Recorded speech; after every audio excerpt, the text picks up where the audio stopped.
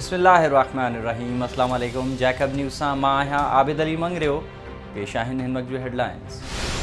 PTI जे बाग़ी MPS जे पहुचण ते असेंबली जा मुअज़्ज़िज़ मेंबर पाण में विड़ी पिया। पाकिस्तान तहरीक इंसाफ जे एमपीएस मोहम्मद असलम अबड़ो, शहरियार खान शर ऐं करीम बख्श गबोल जीअं ई सिंध असेंबली पहुता त तहरीक इंसाफ जे मेंबर संदन ख़िलाफ़ नारेबाज़ी कई, जंहिं बाद पीपल्स पार्टी ऐं पीटीआई मेंबर में झेड़ो थी पियो ऐं पीटीआई मेंबर्स पारां शहरियार शर ऐं करीम बख्श गबोल ते तशद्दुद पिणु कयो वियो। जॾहिं त गॾोगॾु सिंध असेंबली ॿाहिरां वीडियो में ॾिसी सघिजे थो त पीटीआई मेंबर्स करीम बख्श गबोल खे ज़बरदस्ती गाॾी में खणी था वञनि। वाज़े रहे त इहो समूरो घमसाण सेनेट चूंडनि सबबु थी रहियो आहे। गुज़िरियल ॾींहुं जैकबाबाद खां चूंडियल एमपी मोहम्मद असलम अबड़ो शहरियार शर ऐं करीम बख्श गबोल पारां पार्टी खां बग़ावत जो ऐलान कंदे पीटीआई उम्मीदवारनि खे वोट न करण जो वीडियो पैगाम जारी कयो वियो हो, जंहिं बाबति सिंध असेंबली अंदरि अवाम जे हक़नि जी ॻाल्हि जा दावेदार पाण में ई विड़ी पिया।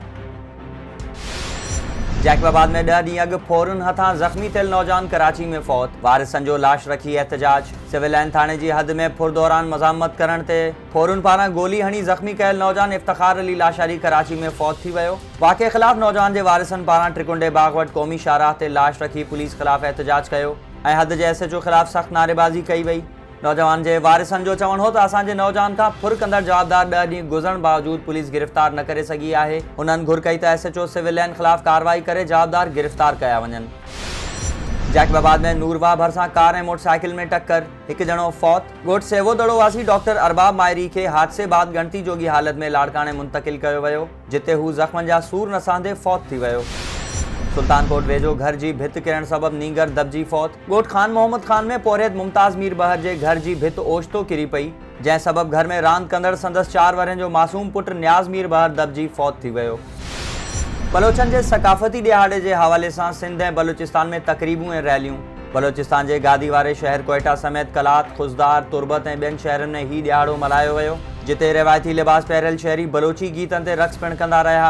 इन मौक़े ते शहरियुनि जो चवणु हो त सकाफ़त जी प्रचार सां ई मोहबतनि में इज़ाफ़ो थींदो। जैकबाबाद में बलोची सकाफ़ती ॾिहाड़े जे मौक़े ते दिलमुराद लाशारी, बशीर अहमद लाशारी, दिलावर लाशारी ऐं ॿियनि पारां रैलियूं कढियूं वयूं, जंहिं में पग ॿधल बलोच नौजवान पंहिंजे सकाफ़ती ॾींहं जे मौक़े ते झुमरियूं पातियूं।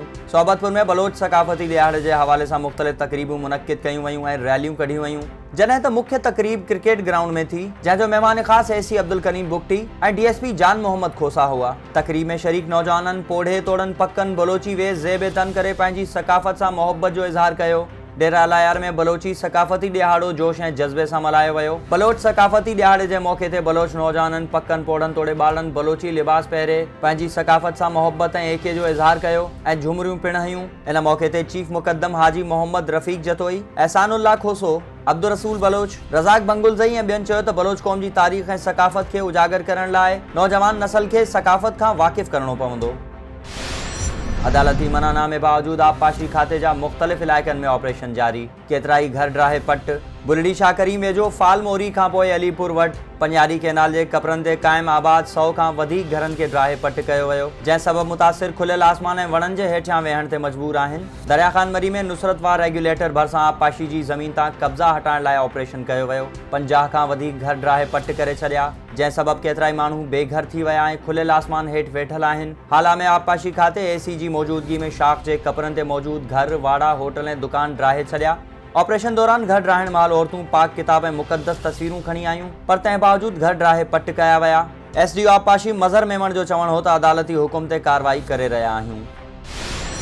नवाबशाह में पीएचडी टेस्ट पास कंदड़ उम्मीदवारनि जो नौकरी न मिलण ख़िलाफ़ एहतजाज। मुज़ाहिरीन मंसूर जमाली, राशिद मेमण, नूर नबी बिरोई ऐं ॿियनि प्रेस क्लब आॾो दाहींदे चयो त सिंध यूनिवर्सिटी पारां 2009 में टेस्ट वरिती वई, जेका पास करण बावजूद हिन महिल ताईं नौकरियूं न ॾिनियूं वयूं आहिनि, जेका असां सां ज़्यादती आहे।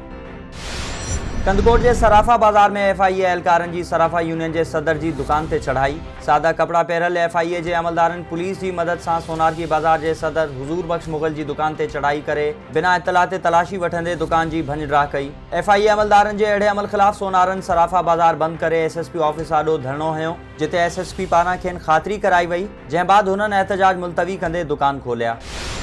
हैदराबाद इसरा अस्पताल जा मुलाज़िम पघारूं न मिलण ख़िलाफ़ रोड ते निकिरी आया। मुलाज़िमनि पघारूं न मिलण ख़िलाफ़ इसरा अस्पताल वारो मेन रोड बंदि करे ट्रैफ़िक मुअत्तल करे छॾी। इसरा सिक्योरिटी जे चीफ नसीम ऐं सुपरवाइज़र अब्दुल जब्बार समेत ॿियनि मुतालबो कयो त इंतज़ामिया हर महीने पघारुनि लाइ रोला ॾिए थी ऐं हर साल वारियूं वधियल पघारूं बि नथियूं ॾिनियूं वञनि। इंतज़ामिया मसइले जो नोटिस वठी इंसाफ़ करे ॿी सूरत में एहतजाज जारी रहंदो। मसू भुरगड़ी सुल्तानकोट में बायूं 80 जिरे पलाल जो देरो टी घर सड़ी रख। मसू भुरगड़ी वेझो गोठ दरिया खान मरी में कखावन घरन के बाह लगन सबब टी खां मथे घर सड़ी रख थी वया, जॾहिं त घरन अंदर बधल 20 खां वधीक बकरियूं सड़ी मरी वयूं। सीएमओ टंडोजाम गुज़िरियल हफ़्ते खां फायर ब्रिगेड ख़राब हुजण जो चई फायर ब्रिगेड मोकिलण खां माज़रत करे छॾी। सुल्तानकोट भरसां गोठ अब्दाल भरचूंड में पोरियतन रहीम बख्श भरचूंड, पुनल भरचूंड ऐं बशीर अहमद जे 80 जिरेबन खां वधीक रखियल लखें रुपयनि जे पलाल के बाह लगी वई। फायर ब्रिगेड गाड़ी बाह वारे हंध खां 1 किलोमीटर जे फासले ते ख़राब थी पई, जंहिंखे ॻोठाणनि धिको ॾेई बाह वारे हंध पहुचायो। फायर ब्रिगेड देर सां पहुचण सबब लखें रुपयनि जो नुक़सान थी वियो। नज़रवा में कारें तकरार जो निबेरो, ॾोही धुर ते 15 लख दंड। शबीराबाद थाने जी हद गोठ मीरो जाफरी में जाफरी बिरादरी में हलंदड़ कारें तकरार जो निबेरो मुक़दम अज़ीज़ुल्ला जाफरी ऐं मुक़दम नूर हसन जाफरी कयो। धुरिन जूं ॻाल्हियूं ॿुधण बाद ग़ुलाम यासीन जाफरी मथां 15 लख चटी रखी वई। 1.5 लख मौक़े ते ई अदा कया विया, जॾहिं त 1 लख मुआफ़ कयो वियो ऐं 40,000 हद जी पुलिस खे ॾिना वेंदा। बुलड़ी शाकरी में कंदकोट में अखियुनि जी मुफ़्त कैंप लगाई वई। डेप्यूटी कमिश्नर मुनवर अली मिठाणी मेडिकल कैंप जो इफ्तिताह कयो, जॾहिं त इन मौक़े ते साणस SSP अमजद शेख ऐं समाजी अॻवान आगा शमसुद्दीन पठाण भी मौजूद हुआ। कैंप में समय मरीज़न के मुफ़्त चकासण सां गॾोगॾु ऑपरेशन भी कया विया ऐं दवाऊं पिण ॾिनियूं वयूं। समाजी अॻवान आगा शमसुद्दीन पठाण मूजिब कैंप 3 ॾींहनि ताईं जारी रहंदी। बुलड़ी शाकरीम सिविल सोसाइटी पारां सरगुआसी खेमू मल मुंगराणी जी याद में अखियुनि जी कैंप लगाई वई। 2 रोज़ा मुफ़्त अखियुनि जी तिबी कैंप ते नामवर सर्जन डॉक्टर निसार मेमण पंहिंजी टीम समेत अखियुनि जे मरीज़नि जो मुआइनो कंदे सर्जरीज़ कयूं। धारो में नए मुक़रर थींदड़ टाउन ऑफिसर पारां सफ़ाई मुहिम जो आगाज़, अमले के वक्त सां ड्यूटी ते पहुचण जूं सख़्त हिदायतूं। Town officer Abdul Ghafoor media सां ॻाल्हाईंदे चयो त शहर जे मुख़्तलिफ़ वार्ड्स जो दौरो कयो, जिते सफ़ाई जो निज़ाम दरम बरम हो, जंहिं करे शहर मां गंद कचरो साफ़ करण लाइ हंगामी बुनियादनि ते 8 सूज़की जो बंदोबस्त करे 8 वार्डनि में सफ़ाई अमले खे मुक़रर कयो वियो आहे।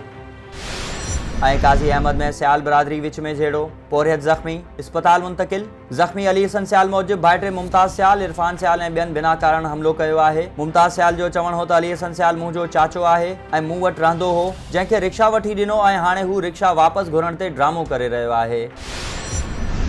ही हुयूं हिन वक़्त जूं ख़बरूं। वधीक ख़बरुनि ऐं अपडेट्स लाइ विज़िट कयो असांजी वेबसाइट www.jacobnewsht.com ऐं फेसबुक ते फॉलो कयो। ॾिसंदा रहो जैकब न्यूज़, ख़बर खां हक़ीक़त तक।